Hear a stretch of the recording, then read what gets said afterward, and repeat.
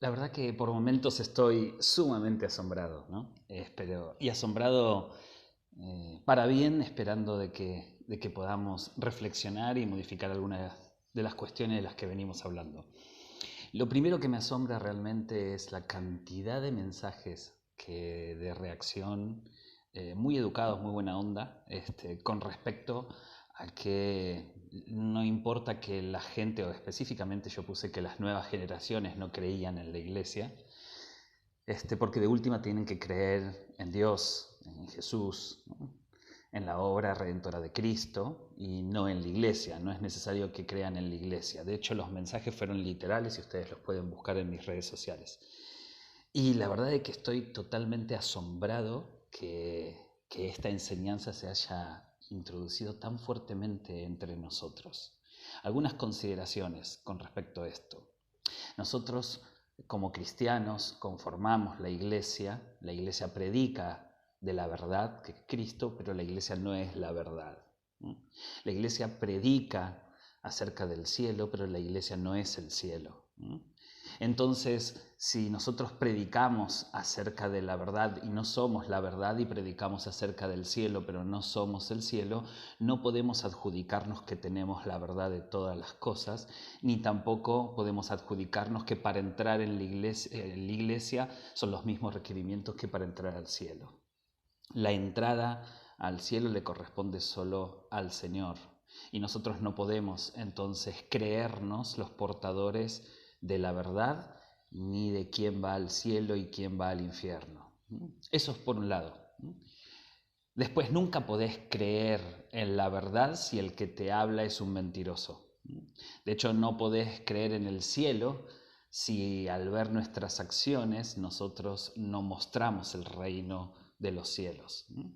Cuando Jesús pensó en la iglesia y le dice a Pedro, ¿no? Pedro, ni las puertas del Hades prevalecerán contra la iglesia. Extrañamente, y a mí siempre me resultó muy inquietante, el hecho de que Jesús utiliza un término, porque por lo menos así lo comparte Mateo, utiliza un término que era desconocido para ellos. De hecho, Pedro no debe haber entendido realmente lo que significaba esta frase de Jesús, porque Pedro todavía no tenía ni idea de que algo llamado iglesia iba a ser lo que se estaba instalando.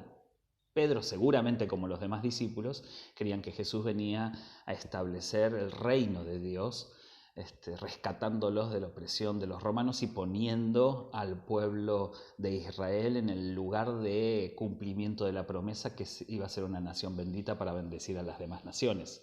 Nunca pensó Pedro, por lo menos hasta este momento, que lo que Jesús le estaba proponiendo era algo mucho más importante. Ahora, Jesús le dice, las puertas del Hades no prevalecerán contra la iglesia. Y Mateo utiliza el término iglesia, eclesía, y a mí siempre me fue muy inquietante decir, ¿Jesús hablaba griego? ¿O Mateo traduce el término de lo que él escuchó en ese momento como eclesía? Los después que compaginan la Biblia tradujeron o lo tradujo Mateo. Una vez en una oportunidad estando en Expolit presentando uno de los libros con Keitan Kumen me encontré con para mí el biblista más importante que tenemos hoy. Yo lo admiro mucho. Y como estábamos ahí paseando por los pasillos de Expolit, lo detuve y le hice esta pregunta si él sabía, si él sabía qué término había utilizado Jesús. Él me dijo que nunca había pensado en eso, pero que creería entonces que Jesús posiblemente hablaba algunas palabras en griego. A lo que yo le pregunté, ¿existe otro lugar en la Biblia donde Jesús entonces habló en griego y no en el arameo o el hebreo?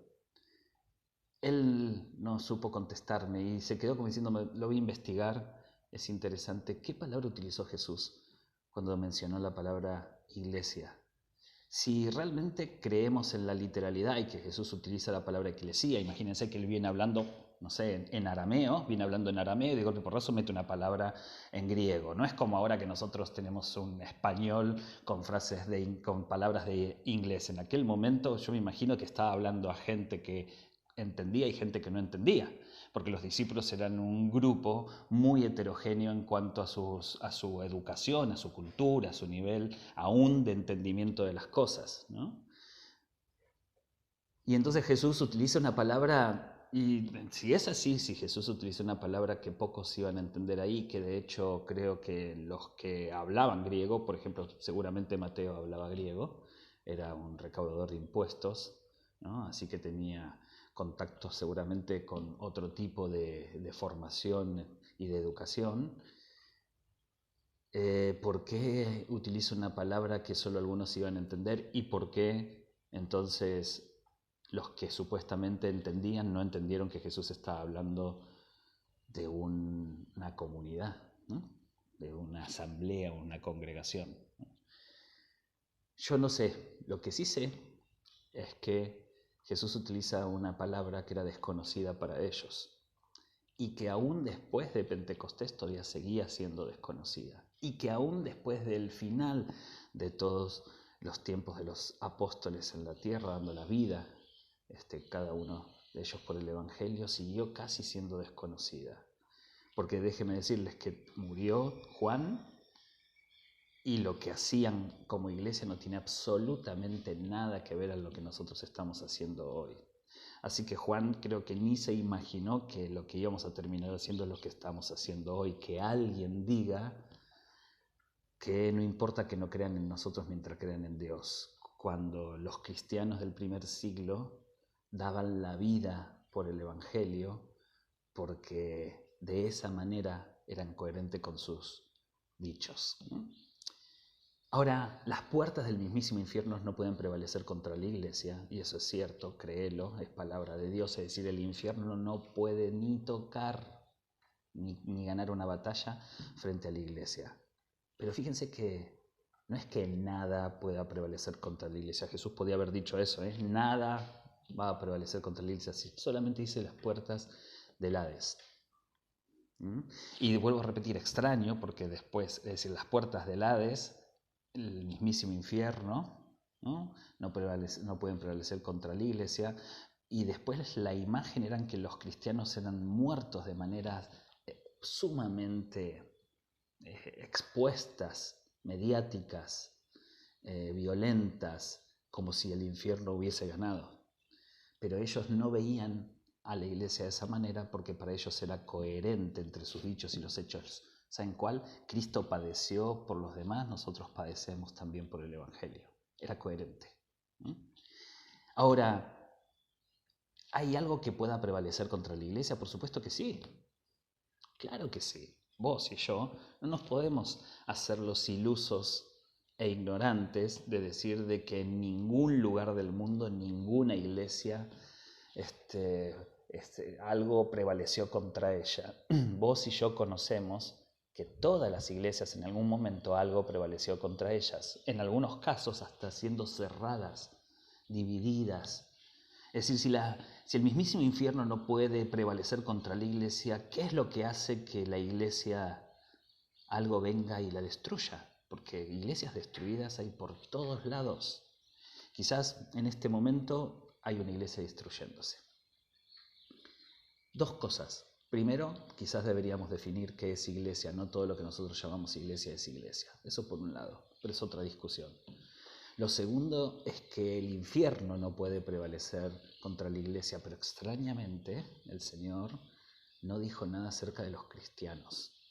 No dijo, las malas acciones de los cristianos, quédense tranquilos, que no va a, en lo más mínimo, entorpecer la misión evangelística y el mensaje de la cruz. No dijo eso.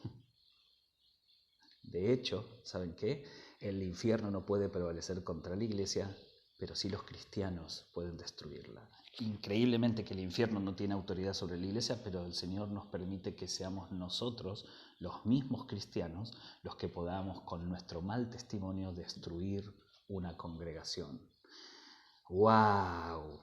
Y acá entonces entra donde si nosotros permitimos que nuestro testimonio destruye una congregación, el infierno no puede prevalecer contra la iglesia, pero sí el cristianismo puede destruir la iglesia. ¿A través de qué? De nuestras malas acciones. Por eso que el mundo nos ve a uno. No significa que todos pensemos de la misma manera, que todos seamos de derecha, todos seamos de izquierda, todos seamos del centro, todos seamos del Real o todos seamos del Barcelona.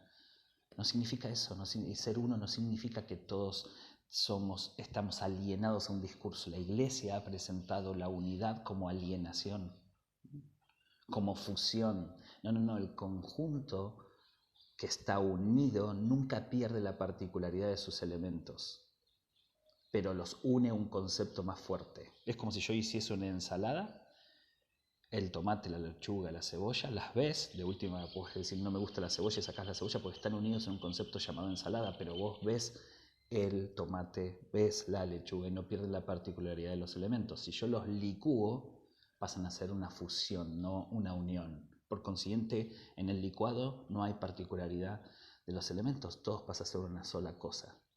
La Iglesia no fue llamada a ser fusional, sino a ser una.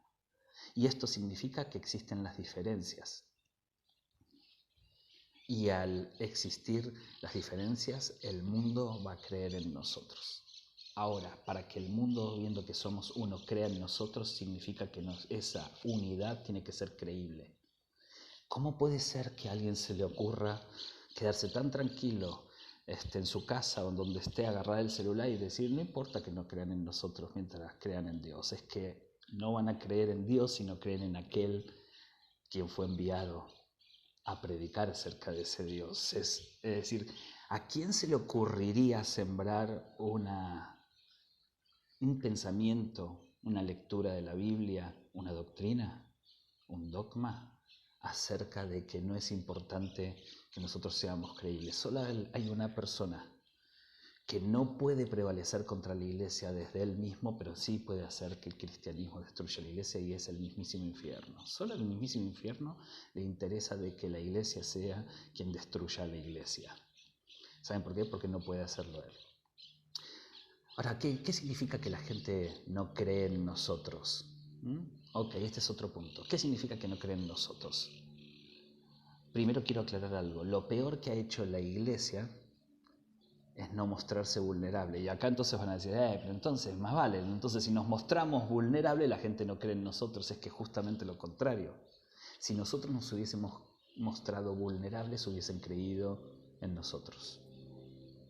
¿Por qué? Porque no hay nada más poderoso que la honestidad. ¿Y a qué llamo yo mostrarnos vulnerables? Cuando yo exijo al otro que haga algo que yo no estoy haciendo, y no estoy refiriéndome a nadie fume, porque yo no fumo, pero yo como un cerdo. Entonces pongo en el cigarrillo el problema y no en la gula. Que yo digo, nadie venga acá a criticar al pastor, porque eso es rebeldía. Pero yo después ando moviendo líderes de un lado para el otro por si me caen bien o no me caen bien o según sus diezmos. Esas cosas no nos hacen creíbles porque presentamos una imagen distorsionada acerca de la honestidad. Creo que es el Salmo 32 que David dice, qué bueno Señor que puedo ser transparente delante de tus ojos, ¿no? Me encanta ese término, que puedo ser transparente. ¿Saben por qué? Porque se puede mostrar tal cual es. No hay mejor cosa para un pastor y un líder que mostrarse vulnerable. ¿Qué significa esto? Ya todos sabemos que no sos perfecto. No hagas un esfuerzo por mostrarte perfecto. Al contrario, nos ayuda más que te muestres imperfecto a que te muestres perfecto. Porque de última somos todos imperfectos y tenemos solamente la bendición de que el Señor nos ha permitido que nuestras acciones puedan reflejarlo a Él. La vulnerabilidad, cuando es mostrada, podemos confesar los pecados los unos a los otros. Tema increíblemente suspendido en la iglesia. Me harta que la discusión sea sobre los tatuajes y no sea sobre por qué nosotros no confesamos los pecados los unos a los otros. Y no te estoy diciendo que vayas y le digas a tu pastor, pequé, pastor. Estoy diciendo que vos vayas y le digas a tu pastor, pastor, pequé, y que tu pastor te diga yo también, y que entre los dos haya confesión de pecados. Ahora, La vulnerabilidad es necesaria para mostrar la luz. ¿Saben por qué? Porque cuando no nos mostramos vulnerables y predicamos acerca de la verdad y predicamos acerca de las características del reino, como no nos mostramos vulnerables, entonces nosotros nos creemos que somos la verdad. Y toda otra forma de pensamiento es atacada porque ataca a la verdad. No ataca al Evangelio, nos ataca a nosotros. La universidad no ha hecho daño a los cristianos. El creer que los cristianos somos los portadores de la verdad absoluta de todas las cosas es lo que nos ha hecho débiles frente a la universidad. Por ejemplo, siempre me preguntan, todo el mundo me pregunta, ¿cómo hiciste para ser psicólogo y pastor a la vez? ¿Cómo haces vos para ser carnicero, cortar un pedazo de carne y ser cristiano a la vez? ¿Cómo sos vos? ¿Cómo hiciste vos para ser abogado y ser cristiano a la vez? ¿Cómo fuiste vos para ser policía y ser cristiano a la vez? ¿Cómo fuiste vos para ser ama de casa y ser cristiana a la vez? ¿Cómo fuiste vos para hacer lo que sea y ser cristiano a la vez? ¿Cuál es el impedimento? Es que la psicología y sobre todo el psicoanálisis pervierte la fe. Eso lo dice solamente un ignorante. Es realmente un acto de ignorancia creer que el psicoanálisis, la psicología, las neurociencias, la filosofía, la sociología, la antropología, la genética destruyan la fe. Solamente destruyen una fe ignorante. Solamente destruyen una fe omnipotente, pero no destruyen la fe. ¿Saben por qué? Porque nos hemos presentado como los que somos la verdad, en lugar de predicar acerca de la verdad. Tendríamos muchas veces que haber dicho, la verdad que no lo sé, sinceramente no lo sé, no te puedo contestar esto porque no lo sé, enséñame vos. ¿Qué pasaría si la iglesia hubiese hecho eso? A mí me eriza la piel ver muchos predicadores de moda en sus vivos que contestan absolutamente todas las preguntas, pero desde que ¿a qué edad me puedo poner de novio? Hasta cuáles son las 5 cosas que un padre de un hijo con capacidades diferentes tiene que entender de su hijo. Es decir, ¿existe una persona que sepa todas las cosas? No. ¿Existen las personas con sentido común y habiendo leído un par de libros y habiendo estudiado y siendo un profesional que pueda tener una respuesta para todas las cosas? Sí, pero eso te hace tarde o temprano creer que tenés la solución para todas las cosas. Por consiguiente es un error. Miles de veces me han invitado para que yo dé temas sobre sexualidad. Sí, la mayoría de las veces he dicho que no. Las pocas veces que dije que sí, terminé yo con un sabor amargo. ¿Saben por qué? Porque yo no sé de sexualidad. No me preparé, no lo sé. No sé de adicciones. Pero vos sos psicólogo, especialista en adolescencia. ¿Cómo no vas a hablarle a adolescentes sobre sexualidad o adicciones? Es que para eso hay que estudiar. No solamente estudiar, porque la cantidad de predicadores y escritores que leen 10 libros y después de 10 libros escriben uno con 0 tiempo en el campo trabajando con gente. Está bien, enseñan todo acerca del liderazgo y hace 20 años que no lideran. Se quedaron con la forma de liderazgo de un mundo que ya no existe. ¿Saben qué? Aún yo haciendo un curso, un posgrado o una carrera sobre sexualidad, tengo que haber atendido 1000 personas. No les miento, 1000 personas para realmente yo ser alguien que pueda hablar de sexualidad. Por eso hablo de la adolescencia, porque he atendido a más de 1000 adolescentes durante casi 20 años de profesional de la salud relacionado con la adolescencia. Ahora, no me invites por otra cosa porque no lo sé. En esto puedo saberlo y sigo aprendiendo, así que escucho a otra persona y sigo aprendiendo. La iglesia, cuando se muestra portadora de la verdad, sabe todas las cosas. ¿No? Cuando la iglesia es la verdad, se equivoca, porque entonces después cree que al ser la verdad es la luz. Todas las demás están equivocados y yo soy el que soy la luz. No es Jesús la verdad y la luz, sino que yo soy la verdad y la luz. Y en lugar de decir sin Jesús nada pueden hacer, sin mí nada pueden hacer. Entonces cuando nosotros cometemos estos errores nos volvemos, como dice mi gran amigo Jesús Adrián Romero, arrogantes, poseedores de ser la verdad en lugar de hablar acerca de la verdad. Si solamente habláramos de la verdad, podríamos acompañar al diferente, podríamos mostrarnos vulnerables para que la está pasando mal. Podríamos entonces ser únicos que crean en nosotros y nuestro discurso sería, en lugar de ser tan altanero, pedante, acerca de los que piensan diferentes. Me extraña, ¿saben qué? Varias veces, les tengo que ser sincero, varias veces yo me acosté y mi oración a Dios, y les digo de verdad, mi oración a Dios es, Señor, ¿estoy haciendo las cosas bien? A veces siento que estoy haciendo las cosas mal, a veces siento que me equivoco. Señor, decime si estoy haciendo las cosas mal. Y saben, yo digo, Señor, si lo que estoy enseñando no está bien, decímelo por favor. Y si yo digo, bueno, tiene que haber alguien con sabiduría, con amor, que me muestre que estoy haciendo las cosas mal. Ahora, cuando veo a aquellos que pregonan que lo que yo enseño es atacar a la iglesia, dividir la iglesia, no entiendo por qué usted escribe lo que escribe, cosas por el estilo, lo hacen con tanta agresión, con tanta altanería. Los comentarios que yo he escuchado y he recibido acerca de conversaciones con un hereje fueron tan violentos, los negativos por supuesto, ¿no?